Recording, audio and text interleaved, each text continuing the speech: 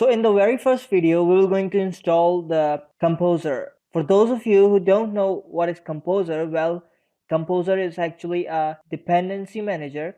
What it allows you to pull things from the internet and install it in your PC. It's just like a installer or downloader, you can say. So the very first thing we were gonna do is to go to the website, or rather you can search on Google, and there you go, download.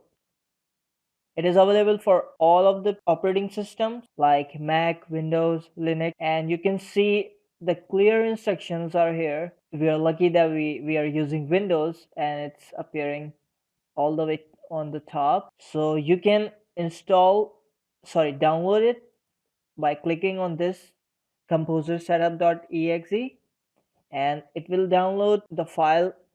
Okay, once it is downloaded, you can open the folder, and here it is.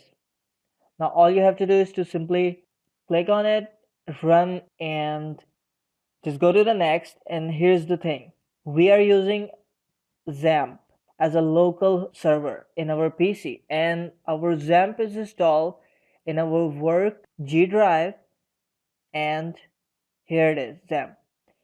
In order to make the composer work properly with XAMPP, you have to go inside the XAMPP and then PHP, and then there is a file php.exe. You have to select this one. It's totally depend on where you install. Maybe you have installed your XAMPP in C drive, then you will have to go to C drive, then whatever folder you have, or directly XAMPP, then PHP, and then php.exe. In our case, it's G drive, XAMPP, PHP, and then php.exe.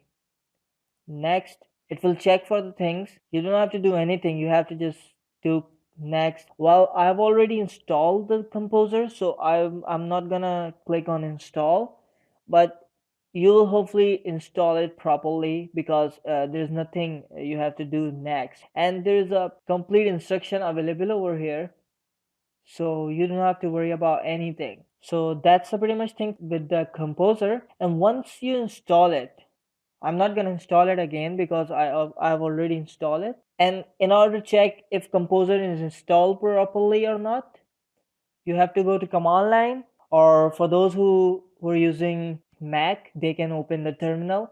First they have to go to that directory where they install the composer. In my case, I will go to G drive and then cd XAMPP. What that means is, go to XAMPP folder, and now I have to write composer. And here you go. If you have installed the composer properly, it will show you the whole list of commands that composer have. And if you have this screen, then you are all good. You have installed the composer successfully. And those of you who are not familiar with the composer, it is a very handy tool.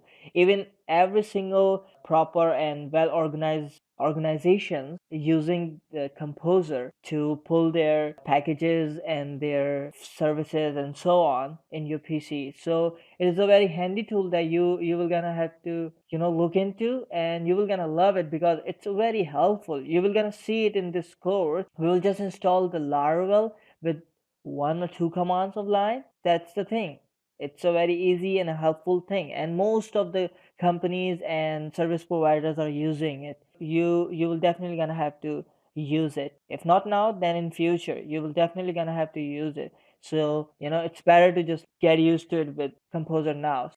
I will see you in the next video. Bye bye.